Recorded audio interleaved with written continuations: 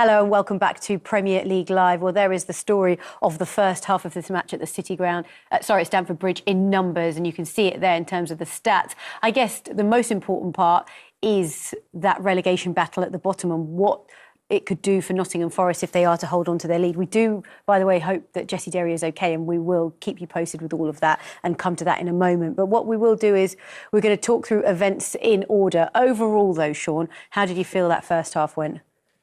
For Chelsea, not so great. Being the home team, don't feel like they've stamped their authority on the game as yet, or if they're ever going to do it. Obviously, they lose a player, sadly, who was an important part because he was getting a lot of the ball and trying to open things up. So just watching them, I honestly can't see how they break this Forest team down. They've tried a few pop shots from outside the box. Enzo hits the post. But other than that, they haven't really caused them too many problems as of yet. No, they haven't. And the first goal came in the second minute. Yeah, it did. And I think we said it at the beginning. Yates is a key factor. He's aggressive and he sets the tone for everything. But I just think this was great play from them all around. Keeps the ball well, finds the spare man, and then the ball goes out wide. And this is just great wing play. Sells him the fake, and he just clips it. He just lifts it up, and the header, Stu. The header was great. Yeah, it was. I mean, there was 4 Chelsea defenders within the width of the post, and no one nearer Awoniyi. But the cross is fantastic. You see it from a different angle as well. He's just put a little bit of curl on it and just left it in a danger zone. But he's managed to pick his centre-forward out as well. Fantastic header. And that's exactly the start that Forest would have wanted. And we were talking about the changes and the 8 changes, but really, to deliver that, Awoniyi's quite a threat, isn't he? Yeah, to be fair, Shawnee called it before the game about Forest. He fancied them, and they've come out, and that start just backed up everything. Yates driving it from the centre of midfield, and they played it well worth the lead. And within the first 15 minutes, Forest find themselves 2-0 up. Yeah, and he has caused a lot of problems on the right-hand side. I think in the first 15, 20 minutes, he just caused Cucurella a lot of problems, which is hard to do. And this is the way he just chops inside here, and he just waits, goes on the other foot and puts in an even nicer cross, and Gusto pulls him. Now, me and Stu don't even think he's going to get to that ball. But just lazy defending to pull him, just to put him off. And now he's given away a penalty. And now you're 2-0 down.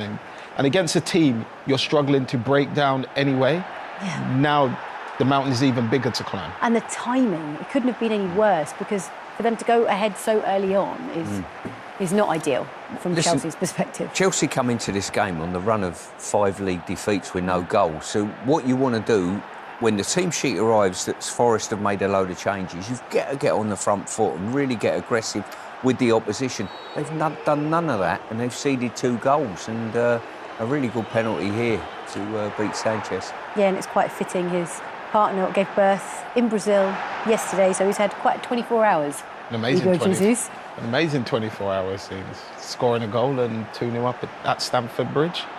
Can't complain, especially in a relegation battle where people are expecting you to go there and lose with your stronger squad, but the squad gets changed completely, and now you're 2-0 up before half-time. Yeah, you are indeed. OK, so then came the incident, a clash of heads between Zach Abbott and Jessie Derry, and we're only going to show wide shots on this because it's distressing and we don't want to show close-ups of this. It's not fair on him.